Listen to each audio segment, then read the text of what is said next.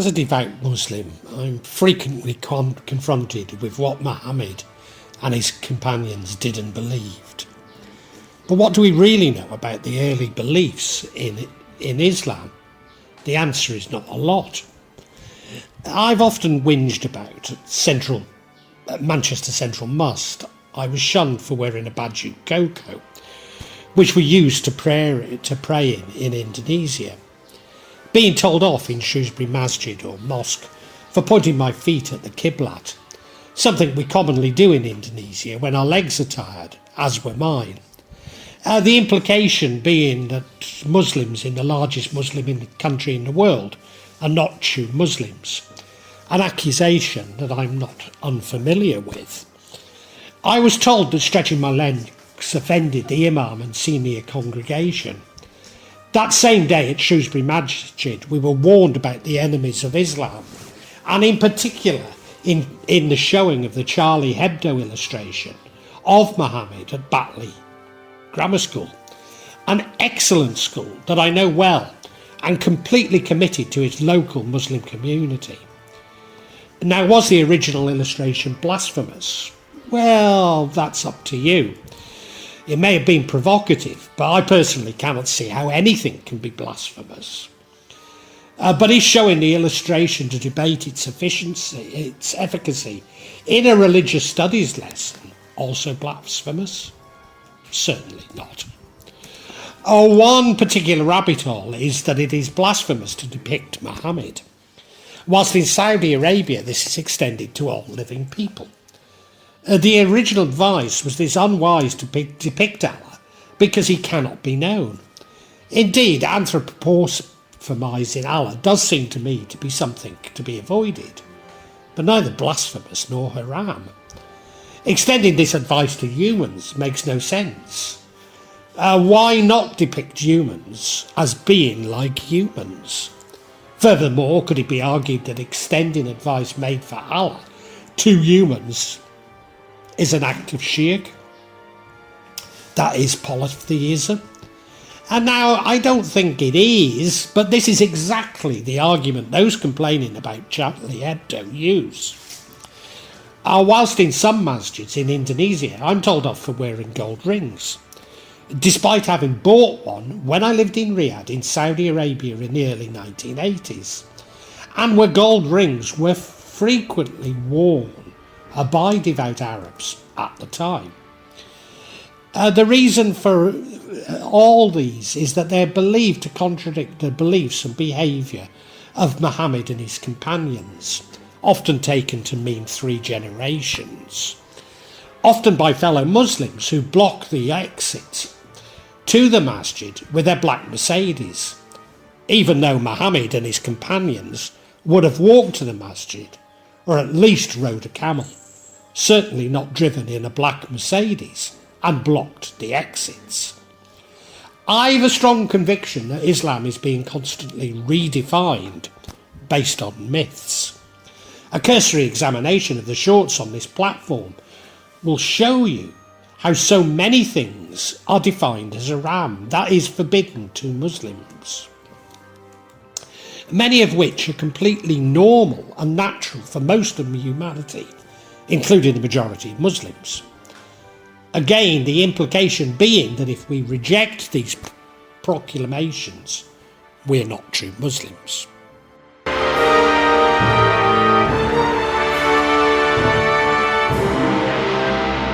The early history of Islam, including Al-Qur'an, and more on this later, was an oral tradition. Nevertheless, after Muhammad's death in 1632, the first Muslim historians began to write about his life. These were Muhammad ibn Ishaq, who died in 767, Muhammad ibn Umar al-Wajabi, who died circa 820, and Muhammad ibn Sa'd, who died 845. And Abu Jahir at-Tabiri, who died 923. These scholars reconstructed their narrative from oral traditions and early documents, and through their efforts we know more about Muhammad than we do any other prophets, including Isa or Jesus. Despite this wealth of information, such accounts are not necessarily impartial, as the stories of Muhammad's life were written to satisfy contemporary values and included miraculous and legendary stories that can be misinterpreted today. Muhammad was orphaned at the age of 6 when his mother died. By the time he was 8 years old, his grandfather had also died. His uncle, Abu Talib, saved the young Muhammad from a life of slavery or indebtedness experienced by so many orphans at the time. He employed him in successful caravan business. As a young man, Muhammad befriended a like-minded youth 3 years his younger named Atiq, whom he later named Abu Bakr, the first caliph of the Rashidun Caliphate. Muhammad had a sense of social justice, and he stood up to powerful men in Meccan society. At the age of 25, Muhammad met a very distant cousin, Khadija, a beautiful woman, then probably 28, although sometimes it's believed to be much older. Khadija was a respected member of Meccan society and a very successful businesswoman. She proposed marriage to him, thus acquiring status and entry into Meccan society. Khadija gifted him a slave of hers, Zaid, whom Muhammad promptly freed. Zaid was free to leave, but chose to live with Muhammad, who adopted him as a son. Although polygamy was the norm at the time, Muhammad and Khadija were in a monogamous marriage for 25 years until her death. They had 6 children. As a trader, Muhammad came in frequent contact with Jews and Christians who were prominent within the Arabian Peninsula at the time. He would spend time in contemplation, first at home, and then he began going to the cave in Mount Hira, accompanied by his young cousin Ali, the 4th Rashidian Caliph and the first Shia Imam, and his adopted son Zaid. Tradition states that one day when he was 40 years old, Muhammad was alone and asleep in the cave of Mount Hira, when he saw before him, like a brightness of the dawn of an angel. Over the time, the angel, Jibril, recited what became known as Al-Qur'an to Muhammad. Muhammad never thought nor claimed to be inventing a new religion. He never sought power nor took advantage of his situation or status. Just as the first followers of Jesus, he did not consider themselves members of a new religion. Neither did the initial believers close to Muhammad. The group included former heathens, Jews and Christians.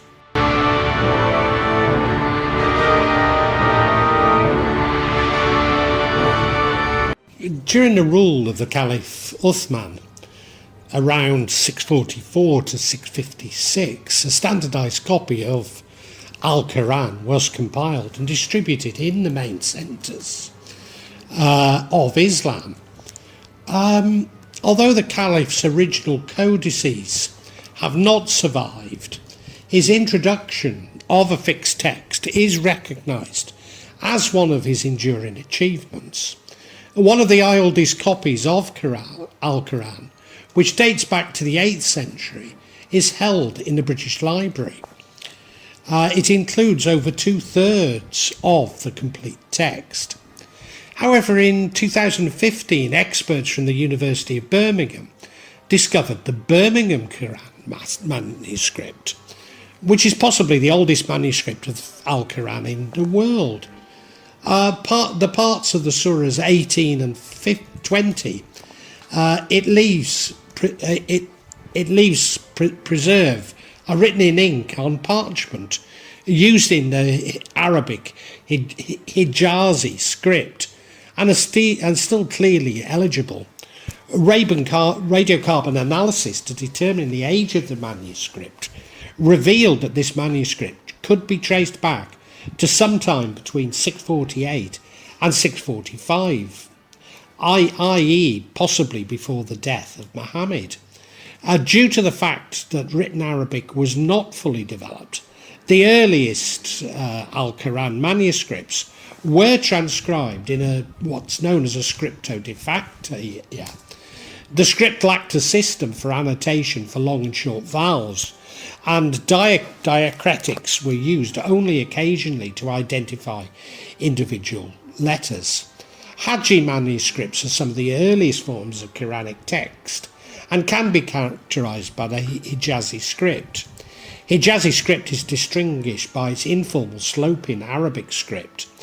The most widely used Qurans were written in Hijazi style script. This is portrayed by the rightward inclining of tall shafts of the letters and a vertical extension of the letters. In latter manuscripts, scholars developed notations to represent short vowels in the form of carefully placed red dots. They were eventually replaced by small vowel markings in the shape of diminutive characters and strokes. Kufic manuscripts can be characterised by the Kufic form of calligraphy. Kufic calligraphy was later named after art historians in the 19th and 20th century. Is described by means of precise, upstanding letters. For a long time, the Blue Qur'an, the Topkapi manuscripts, the Samarkand Kufic Qur'an were considered the oldest Qur'an copies in existence. Both codices are more or less complete. They're written in the Kufic script, and it can be dated from the late 8th century, depending on the extent of the development of the character of the script in each case. What this does mean is that despite Al-Quran being standardised by Caliph Uthman, it's still open to interpretation and indeed misinterpretation, especially in translation. Furthermore, the Arabic language is vast in vocabulary and intricate in meanings. Indeed, one of the major fields of study in Islamic scholarship is the science of Quranic interpretation. Al-Quran maintains the unity of religions and the identical origin of each. It points out that monotheism is not a Jewish invention, but the archetypal religion proclaimed by many other people and by many other unidentified prophets.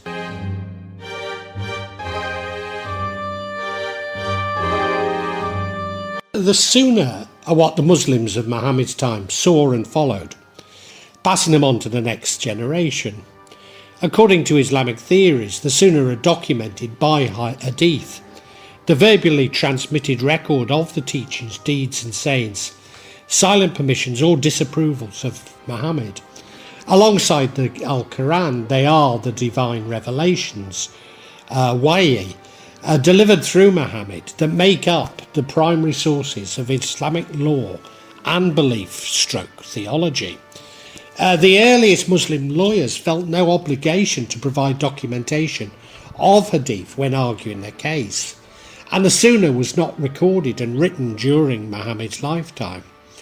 This changed, and a broad agreement that hadith should be used to authenticate Sunnah over the course of the 8th century, when legal works began, including prophetic hadith. Hadiths are now systematically collected and documented, but several generations having passed since the time of its occurrence meant that many of the reports attributed to the Prophet are apocryphal, or at least of dubious historic authenticity.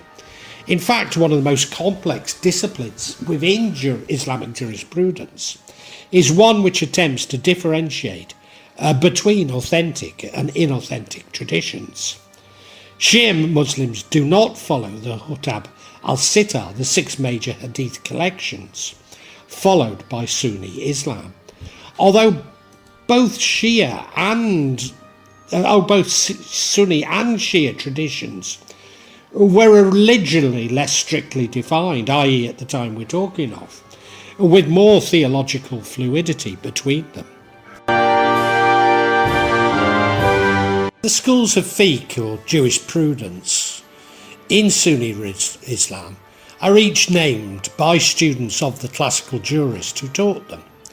The Sunni schools are Hanifi, which is practiced in Turkey, Egypt, the Balkans, the Levant, Central Asia, South Asia, China, North Caucasus and Tartarstan, the Maliki in North Africa, West Africa and Eastern Arabia, the Shafi, which is practiced in Indonesia, Malaysia, Brunei, Kurdistan, Egypt, East Africa, Yemen, Kerala and the Maldives, the Hanbali in Saudi Arabia, and the Zahiri, which is practiced by minority communities in Morocco and Pakistan, and Al-Hadith, which has been championed in recent times by the Salafi movement, although emerged in the late 8th and 9th century.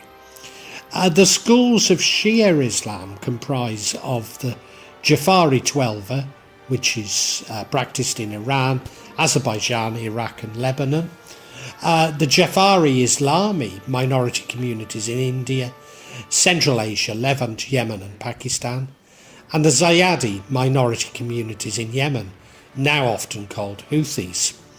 Entirely separate from both Sunni and Shia traditions, Khawarij Islam has evolved its own distinct school, Ibadi, which is in Oman. These schools share many of their rulings, but differ on particular hadiths they accept as authentic, and the weight they give to analogy or reason, the qiyas, in deciding difficulties.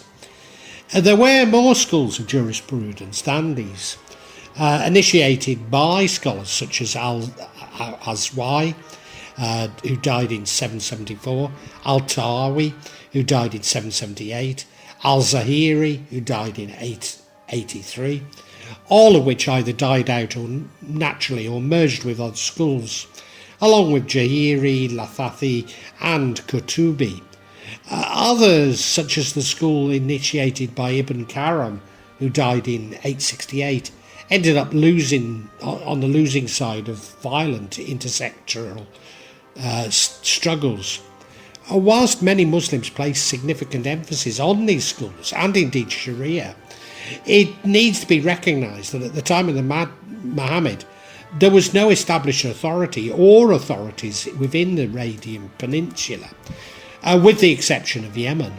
Thus, with Arabian conquest of our lands, there was a need to codify the rule of law.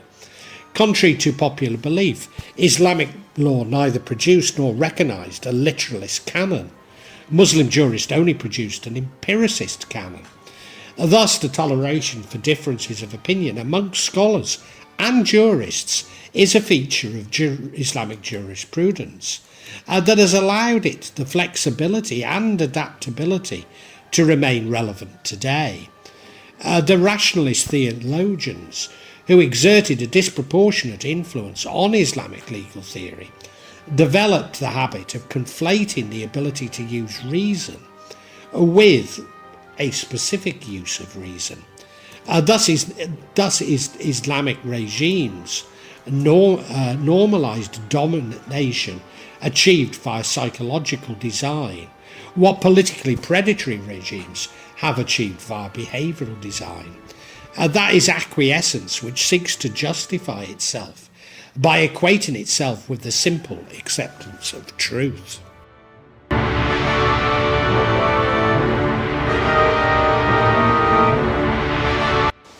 Although Arab armies quickly established an Islamic empire during the 7th and 8th centuries, it took far longer for an Islamic society to emerge within its frontiers.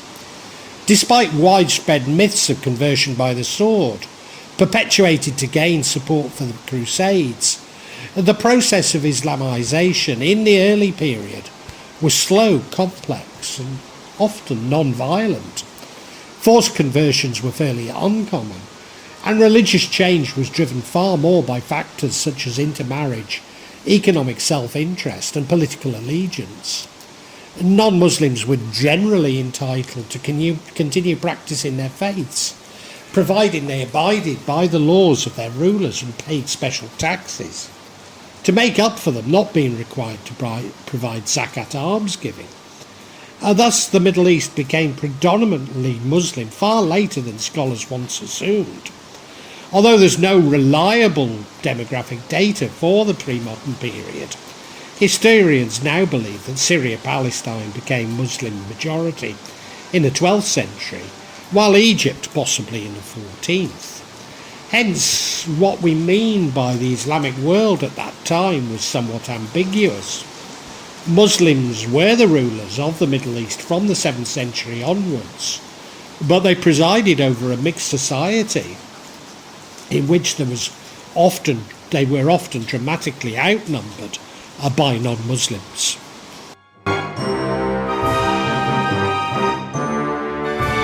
The first school to develop Kalam, that is Islamic theology, was Mu'tazila, who were concentrated in Basra and Baghdad. They developed from the al-Kalam, who were remembered in Islamic history as opponents of al-Shalafi, and his principle that the final authority of Islam was the hadith of Muhammed. So even al-Quran was to be interpreted in the light of the hadith and not vice versa. The Mu'tazilites are best known for rejecting the doctrine of the Qur'an as uncredited and co-eternal, with God asserting that if the Qur'an is the literal word of God, he logically must have preceded his own speech. This created a reaction from some Sunni followers of the Ash'ariya, Maturidi and the traditionalist Athari schools, which argued that with God being all-knowing, his knowledge of the Quran must have been eternal, hence uncreated, just like him. The school also worked to resolve the theological problem of evil, arguing that since God is wise and God is just and wise, he cannot command what is contrary to reason or act with disregard to his welfare of his creatures. Consequently, evil must be regarded as something that stems from errors in human acts arising from man's free will. Whilst their doctrines have largely disappeared, they do influence the Yazidis in Yemen. Whilst little can be reliably attributed to Rabia of Basra, she appears to have been influenced by the Mu'tazila, despite almost all branches within Islam claiming her as their own. Certainly what poetry is supposedly written by her portrays a very humanistic interpretation of Islam, as would now be associated with Sufis. Al-Ash'ariya, circa 873 to 936, originated the use and the term of Bilal Kayaf in his development of the orthodox Ash'ariya theology against some of the paradoxes of the rationalist Mu'taziliya. Instead of explaining that God had a literal face which would anthropomorphize God, he explained that the earliest Muslims simply accepted the verse as they stand without asking how or what. Thus, far from representing the dominant beliefs of early Islam, it was very much a response to Mu'tazila. The Zahari school of Zaharism is a Sunni school of Islamic jurisprudence founded in the 9th century by Dawud al-Zahari, a Muslim scholar, jurist and theologian of the Islamic Golden Age. It is characterized by strict adherence to literalism and reliance on the outward zahir, meaning the expression of Al-Quran and Hadith literature. The consequence, imja, of the first generation of Muhammad's closest companions, Shaba, four sources of Islamic law, Sharia, and the rejection of analogous deduction, qiyas, and societal custom or knowledge, urf, used by the other schools of Islamic jurisprudence. In fairness, Muhammad's cousin and companion, Ibn Abbas, did hint at a literalist interpretation, but it was far from well worked out. The current consensus is that Sufism emerged in the Hejaz and that it has existed as a practice of Muslims from the earliest days of Islam, even predating predating some sectarian divides. Practitioners of Sufism hold that its early stages of development, Sufism effectively referred to nothing more than the internalization of Islam. According to one perspective, it is directly from Al-Qur'an, constantly recited, meditated, and experienced, that Sufism is preceded in its origins and development. Other practitioners have held that Sufism is the strict emulation of the way of Muhammad, although which the heart's connection to the divine is strengthened. Existing in both Sunni and Shia Islam, Sufism is not a distinct set, and it's sometimes erroneously assumed, but a method of approaching or a way of understanding the religion. Throughout much of Islam's history, it has been a dominant set of beliefs and practices within Islam. Even today, outside the Arab core, it is the dominant influence. Whilst the Malamatiya, or the Malalamites, were a Muslim mystical group active in the 9th century Greater Khorasan, the Malamati mystical movement developed independently from Sufism until the Baghdadi and Khorasani mystical schools combined. The Malamatiya values and practices attempt to humiliate the nafs, that is the ego, with every action, so they may work towards a spiritual transformation. The path of blame requires that an individual always claims blame and holds his or self in contempt. The inner being is directed towards a connection with God. However, the interior is kept secret by the exterior, that is nonconformist or unruly. They live on two planes, a double life. In carrying out these principles, the Malamatiyas did not have a comprehensive philosophy or strict ethical code. Generally, all beliefs and practices of the Malamatiya were based on directing oneself towards God through contempt of the self. Thus it can be seen that, like the early Christians, the early Muslims were characterised by diversity. And we have no real idea what the beliefs and practices of Muhammad and his companions were. Literalism was a school of thought in Islamic jurisprudence, though not considered a very strong one by traditionalist scholars. Literalism has never been accepted as an Islamic school of thought, neither amongst the Salaf or the early Muslims, nor those who came later. Attempts to define a unitary set of beliefs based on the myths of what Muhammad and his companions believed is an unsophisticated attempt by a minority, and make no bones, they are a minority, to impose their views on the rest of Islam. Such attempts to systemise and unify Islam, and indeed Christianity, has a long tradition, but it doesn't make them right. Indeed, the assumptions of the literalist often exhibit a false universal, which conceals itself in the habit of speaking as if the shape of one's values assume in concrete social, political or interpersonal contexts. But it's not grounded in cultural, historical or even ideological perspectives. It's a reflection of a natural order. It's reflective of a natural order that is obvious to all, save the stupid, the primitive or the morally depraved. Indeed, it is to deny the non-Jewish tradition that so many Muslims believe, myself included, defines Islam. In short, such views are a direct attack on my own Islam, which is the Islam that the vast majority of Muslims follow throughout the world. We do not need to be told the untruths about how Muhammad and his companions lived, but to be left in peace with our faith and to pray.